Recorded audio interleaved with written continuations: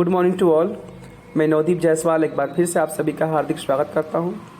बच्चों, आज मैं आप सभी को आपकी हिंदी व्याकरण के पाठ 22 वाक्य रचना पढ़ाने जा रहा हूं। आइए अब हम पाठ की शुरुआत करते हैं और जानते हैं। आइए, जैसा कि दिया है वाक्य रचना। वाक्य कैसे बनता है, वाक्य की रचना कैसे होती है, तो उससे पहले जरूरी है कि हम पहले समझ लें कि वाक्य क्या होता है। शब्दों के सार्थक समूह को ही वाक्य कहते हैं। सार्थक मतलब होता है सही, जो शब्दों का सही क्रम होता है, सही समय होता है, वो कहलाता है वाक्य। यानी कि कोई हम वाक्य लिखते हैं, पढ़ते हैं, अगर एक भी शब्दों को हम इधर उधर कर देते हैं तो क्या होता है, वाक्य गलत हो जाता है, जिसका कोई मीनिंग नहीं निकलता है। या आप पढ़ोगे तो आप खुद समझ जाओगे कि कुछ ना कुछ तो वाक्य में गलत है, जो आपको बोलने में भी कुछ अटपटा सा लगता है, क्योंकि आप शब्दों के क्रम को क्या कर दिया, आपने थोड़ा इधर उधर कर दिया। लेकिन उसी शब्दों को हम जब हम सही क्रम में लिखते हैं, शब्दों के सार्थक समूह में लिखते हैं, तो वही कहलाता है वाक्य। वाक्य के दो अंग होते हैं, उद्देश्य और विधेय। आइए जानते हैं उद्देश्य किसे कहते हैं। जिसके विषय में कुछ कहा जाए उसे हम उद्देश्य कहते हैं।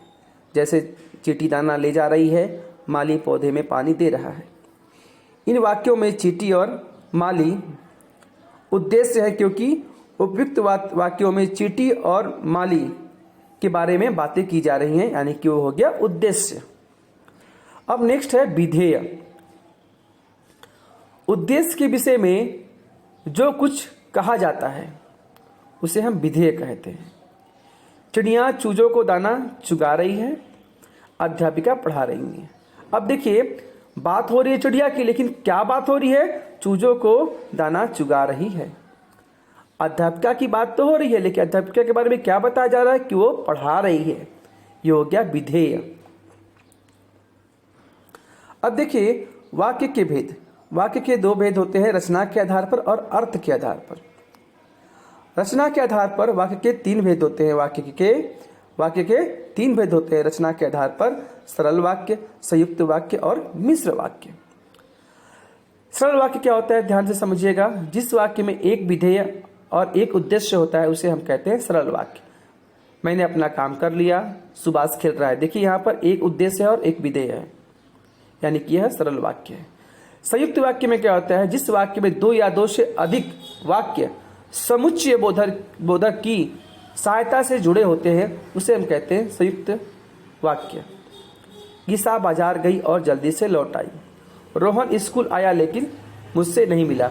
और समुच्चय बोधक कहाँ है, देखिए, और ईसा बाजार गई और जल्दी लौट आई, ये देखिए, और दूसरे सेंटेंस में है लेकिन। ये दोनों शब्द क्या है, समुच्चय बोधक है। दो वाक्य है और समुच्चय बोधक शब्दों से जुड़े हुए हैं, समुच्चय बोधक से जुड़े हुए हैं, यानी कि संयुक्त वाक्य।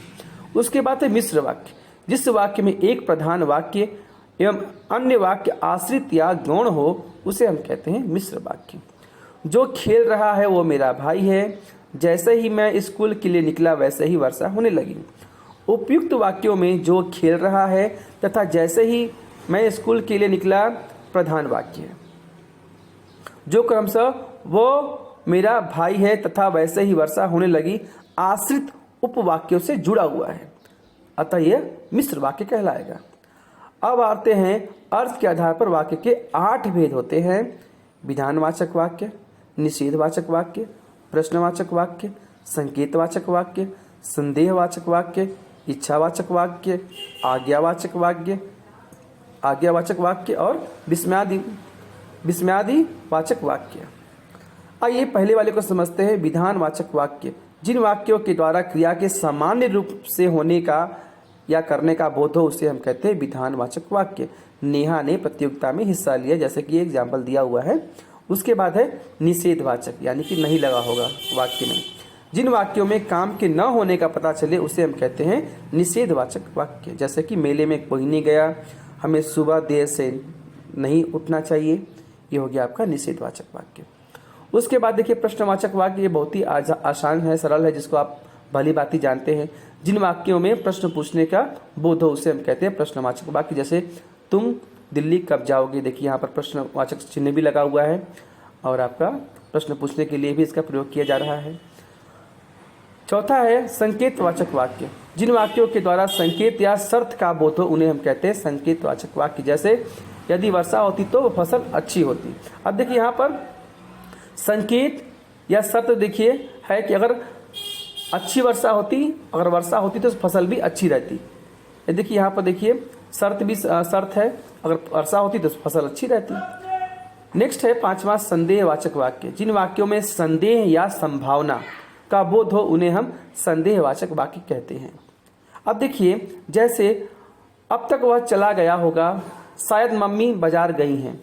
अब देखिए यहाँ पर निश्चित नहीं है, कंफर्म नहीं है, संभावना जताई जा रही है, संदेह किया जा रहा है कि यह कार्य जैसे कि अब तक वह चला गया होगा।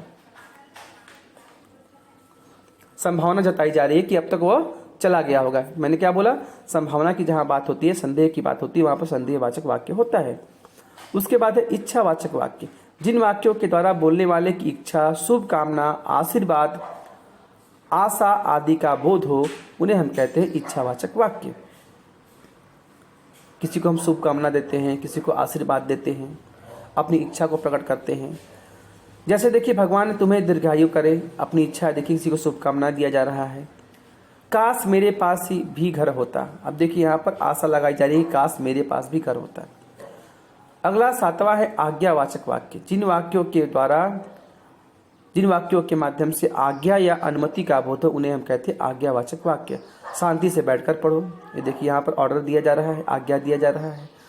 सुबह जल्दी उठा करो, यहाँ पे देखिए अनुमति, आज्ञा दिया जा रहा है, ऑर्डर दिया जा रहा है। ये हो गया आज्ञावाचक वाक्य। उसके बाद है विस्मयादिबोधक वाक्य। जिस वाक्य के द्वारा शोक, घृणा, आश्चर्य, हर्ष, दुख आदि भाव का पता चले, यानी कि जो हमारी फीलिंग होती है, जो हमारे भाव होते हैं, उसमें उसे कहते हैं विस्मयादिबोधक वाक्य। अरे यह क्या कर दिया, आहा कितना सुंदर खिलौना है। देखिए हमें दोनों सेंटेंस में देखिए एक तरफ हमें आश्चर्य हो रहा है, एक तरफ हमें बहुत अच्छा लग रहा है, आहा कितना सुंदर खिलौना है। देखिए यहाँ पर भाव की बात हो रही है, भाव का बोध हो रहा है। ठीक है, जो भी भाव, अच्छा बुरा जो भी शोक हो रहा है, कभी आपकी कुछ वाक्य ऐसे होते हैं जिसमें हमको पढ़ के हमें क्या होता है, शोक होता है, दुख होता है, घृणा होती है, आश्चर्य होता है, खुशी होती है। जहाँ पर भाव की बात बोध होगा, भाव की बात होगी, वो कहलाएगा विस्मयादिबोधक वाक्य। ठीक है, थोड़ा इसको अभ्यास कर लेंगे। यहाँ पर यह पाठ समाप्त होता है। आगे जो भी निर्देश होगा आप सभी को दिया जाएगा।